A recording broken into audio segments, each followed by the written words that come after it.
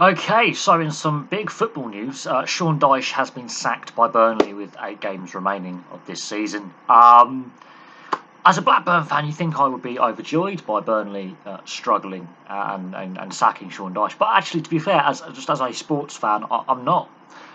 He's been given a shoestring budget and he has performed miracles for years with that club.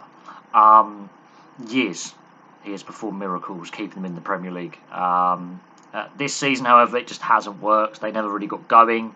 Then they got hit with COVID outbreaks, which meant they had a very congested schedule to catch up those games in hand. And of course, they didn't win those games in hand that they had. Um, for whatever reason, it just didn't click this season. And losing to Norwich, I think would you know is a sign that all is not well. But yeah, another managerial casualty this season. But leaving it with only 8 games remaining, whoever comes in as an interim has only got 8 games to work with the squad that Sean Dyche has had for most of the season.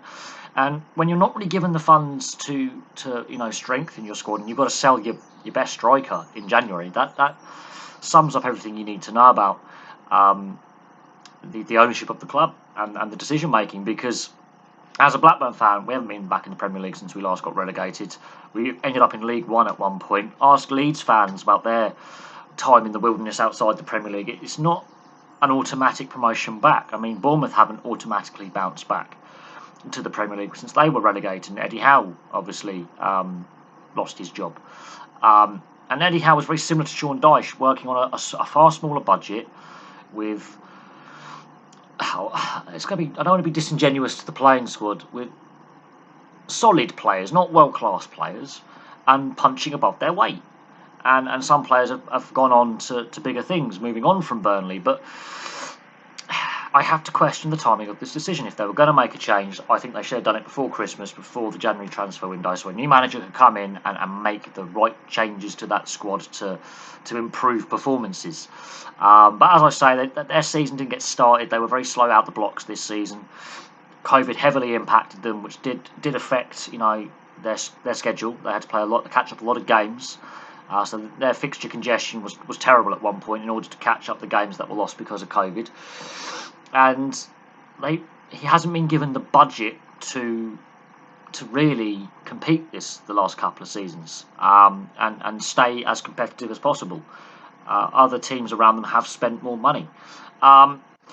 It'll be interesting to see what happens if Burnley do stay up. I think it will be a miracle now that they're 4 points below Everton. Everton beat that win against Everton. I think could have been the turning point for Burnley, and unfortunately it hasn't been, because Everton won their subsequent game and Burnley lost their subsequent game. They've won 1 in 6. They've lost 5 out of the last 6 matches, so their form isn't great.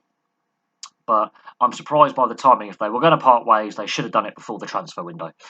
To leave it so late in the season is basically is surrendering. Basically, I think I can't see how Burnley stay up now. I think that is now Everton safe, in my opinion. Unless like Watford or Norwich really pull off an absolute miracle, I can't see them hauling in Everton either. I think the bottom 3 are now set in stone. I think that is the moment that Everton are now safe. And Everton's form has been diabolical as well. So and there's a clear gap to the rest of the Premier League now from the bottom 4. But I think Everton are now safe because of this decision by Burnley. I can't see how an interim manager or a replacement manager on a full time basis can turn them around in 8 games. I think that is Burnley surrendering this season, in my opinion. And yeah, as a Blackburn fan, I should be overjoyed by this. But actually, I do like Sean Dyche. I think he's an underrated manager. He's hardworking. He's loyal to his players as well. He expects, high energy, high work rate. His teams are in the mould of his personality. He was a solid player in his career, hard-nosed player in his career. Rough and ready, I think, could be the best way to describe his playing style. And he's like that as a manager. He doesn't lack for passion. My God, he's a passionate individual. He really wears it all on his sleeve, his heart on his sleeve during matches. He goes through all the emotions. But this season it just hasn't worked. So where do Burnley go from here, and can they bounce back at the first attempt? Because I think they are relegated now. I think this is the Burnley surrendering. But we'll see what happens. He's been there since 2012. He was the longest serving manager in the Premier League as well.